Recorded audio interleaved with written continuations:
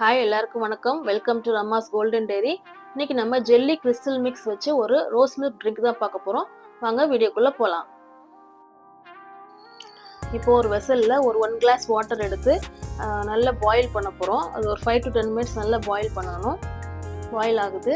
இப்போ பாயில் பண்ணி முடிச்சதுக்கு அப்புறம் அதை எடுத்து வச்சுக்கலாம்.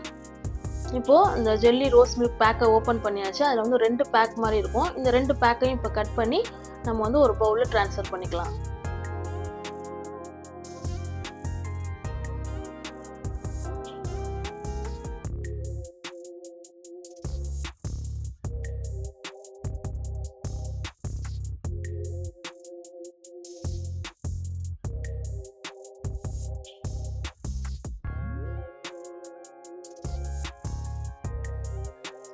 இப்போ வந்து நம்ம அதை நல்லா மிக்ஸ் பண்ணிக்கணும்.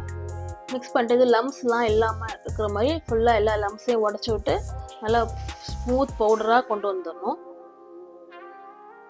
இப்போ பாருங்கள், இப்போ நல்லா ஃபைன் பவுடர் ஆகிடுச்சு. இப்போ வந்து நம்ம பாயில் பண்ணி வச்சுருக்க வாட்டரை கொஞ்சம் கொஞ்சமாக ஆட் பண்ணி அதை நல்லா ஃபுல்லாக வந்து மிக்ஸ் பண்ணிக்க போகிறோம்.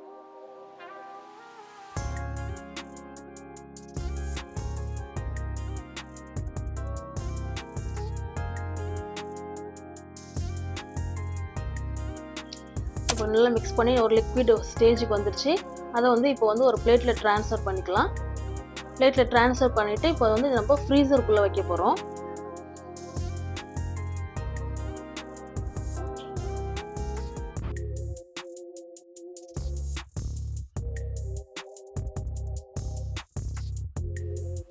இதை ஃப்ரீசரில் வச்சு ஒரு 45 மினிட்ஸ் to 1 hour வைக்கலாம்.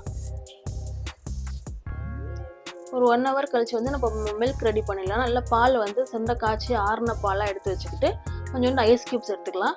ஐஸ் க்யூப் வந்து இந்த மில்க்கையும் ஐஸ் க்யூபையும் ஒன்றா மிக்ஸ் பண்ணிவிட்டு நம்ம வந்து தேவையான சுகர் ஆட் பண்ணிக்கலாம். நான் வந்து ஒரு 5 to 10 ஸ்பூன் சுகர் ஆட் பண்ணியிருக்கேன். அதுக்கப்புறம் வந்து நம்ம சப்ஜா சீட்ஸ் இருக்கு இல்லையா, சர்பத்து போடுவோம்ல, அதையும் கொஞ்சம் ஊற வச்சு வச்சுருக்கேன். அதை வந்து ஒரு 2 to 3 ஸ்பூன்ஸ் ஆட் பண்ணிக்கலாம். தென் கடையில் வந்து ரோஸ் மிக்ஸ்ன்னு கேட்டால் கொடுப்பாங்க. இந்த மாதிரி டைகர் பிராண்ட் வாங்கியிருக்கேன். அதை வந்து ஒரு 2 ட்ராப் அதை விட்டோம் அப்படின்னா நம்ம அந்த மில்க் வந்து நமக்கு வந்து ரோஸ் எசன்ஸோட அந்த கலர் சேஞ்ச் ஆகி நமக்கு வேணுங்கிற கலர் எவ்வளோ வேணுமோ அவ்வளோ ட்ராப் நம்ம ஊற்றி நம்ம ரெடி பண்ணி வச்சுக்கலாம். ஸோ அவ்வளோதான், ரோஸ் மில்க் ரெடி ஆகிடுச்சு. இப்போ நம்ம ஃப்ரிட்ஜில் இருக்கிற ஜெல்லியை நம்ம எடுத்துக்கலாம். பாருங்கள், ஜெல்லி சூப்பராக ரெடி ஆகிடுச்சு. அதை வந்து நமக்கு பீஸாக கட் பண்ணிக்கலாம். நமக்கு வேணுங்கிற ஷேப்பில் வந்து நம்ம கட் பண்ணி எடுத்துக்கலாம். பார்க்கவே அழகாக இருக்குது. நல்ல டேஸ்ட்டாகவும் இருக்கும். இது அப்படியே நம்ம ராவாக கூட சாப்பிட்லாம். குழந்தைங்களுக்கு ரொம்ப பிடிக்கும். இப்போ நம்ம இந்த ரோஸ் மில்கை ஒரு கிளாஸ்க்கு ட்ரான்ஸ்ஃபர் பண்ணிக்கலாம்.